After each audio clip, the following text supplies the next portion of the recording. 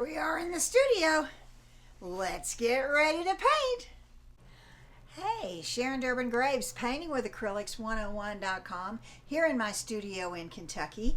And today we are continuing our February video on painting with a palette knife for beginners. And today I have another 5x7 canvas panel, and you can see I actually drew something on it, which I don't normally do. But I'm going to paint right over that because that's not what we're painting today. But I didn't want to waste the canvas. So anyway, we're going to get started here. Let's get going. Okay, I have my regular palette here with all my regular colors. I'll put them in the description. And we are just going to put a background on this panel. And what I'm going to do is I'm going to paint. It's going to be a jar, like a blue jar of flowers, which we'll actually paint next week.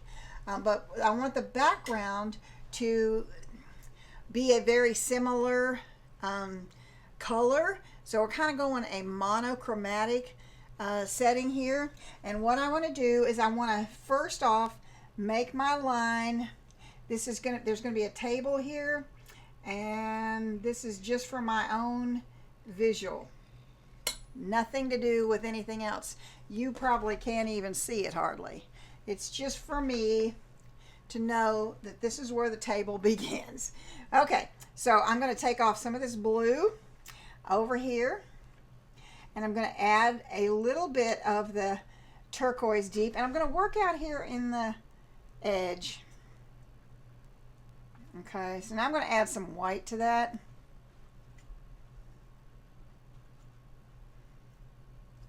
And a little more white.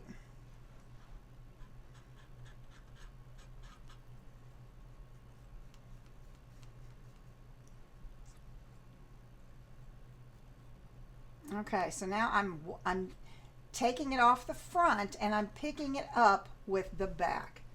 And I'm just gonna come in here. I don't want it mixed up too much. I want to still see some of the colors that are in there. So I'm going to pull this blue down in here. I'm just going to continue mixing. I didn't mix up enough to begin with. That's okay. That's kind of how I always work. I like to see the variation. I don't like to see it too blended. This is going to be a wall back here, so I am going to try to do that. Now I'm going to pull over here some more of this turquoise deep off the edge, and I'm going to add some more white to that. A little yellow came with it, so no problem. I'm going to, off the front, pick it up with the back.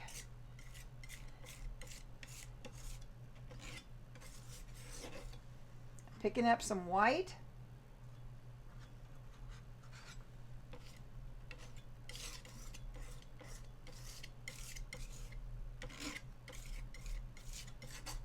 You can hear it scraping on that canvas. It's going to continue to get lighter as it comes down.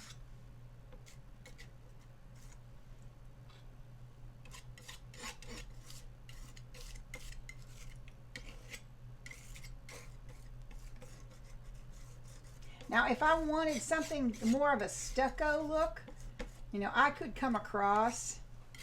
I could use some strokes across, but that's not really what I'm going for here. So I want to get all the way down here to this line. I want there to be an angle. I like my table. If I have a setup for a still life, I like it to have some. I'm out of white. Trying to see how I can finish this up here. I like to see that angle. To me, this gives it more movement in the painting itself. I just like it. Okay, So there we have that. Now we're going to work on the table itself, and let's pull out our color wheel. Okay, so here is blue-green. So right opposite blue-green is red-orange. So they are complements, and they will work together very well. Now I could also take like one next to it. I could take two next to it. I could go to my opposite, which is the red-orange, and come over here or come over here. I like that red-violet and the yellow-orange. I kind of like that. I'm going to have a blue jar on this, and and that's, to me, that's the interesting part, is being able to see that jar, see through that jar to that wall. That's, you know, I'm going to go with this purple. I'm going to work it over here. I didn't clean my knife off.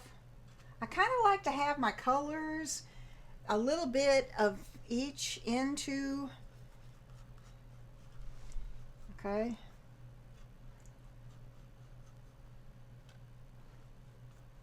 I'm trying to get it lighter, so I need to work in a smaller area. Okay, so I'm going to pick up that.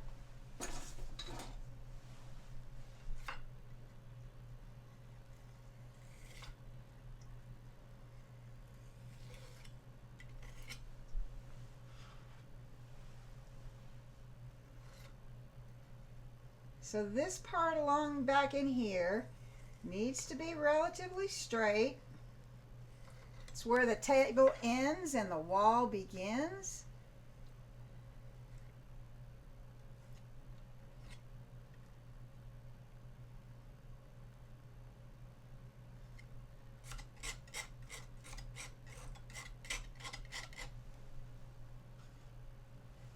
Picking up a little more white to mix in with what I have. And I'm going to flip this upside down because this piece I won't be able to see because it hides behind this lip.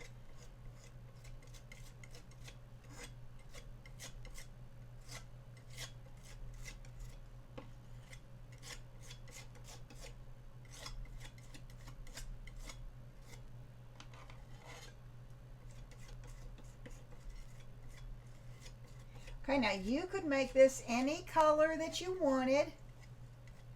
I can still add some other color to it if I chose to. I could come in with some stripes with a palette knife. I could add some stripes to the fabric.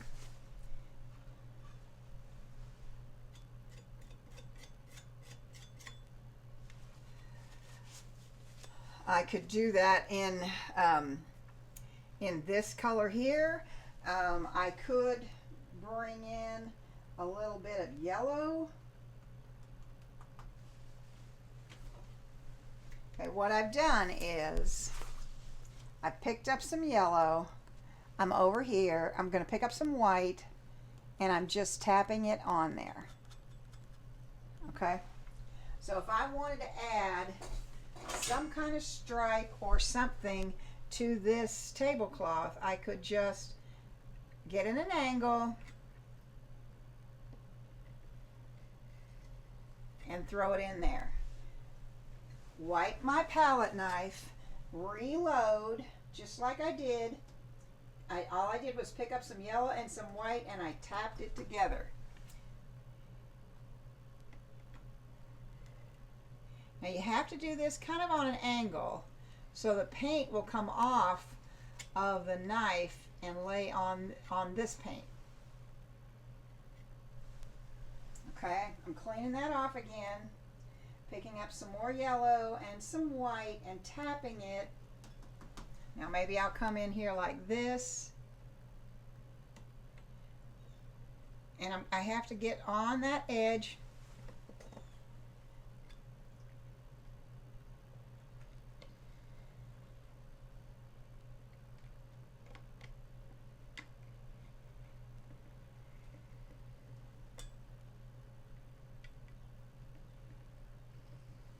There. Okay, so now I have an interesting little tablecloth. It's got some color variations.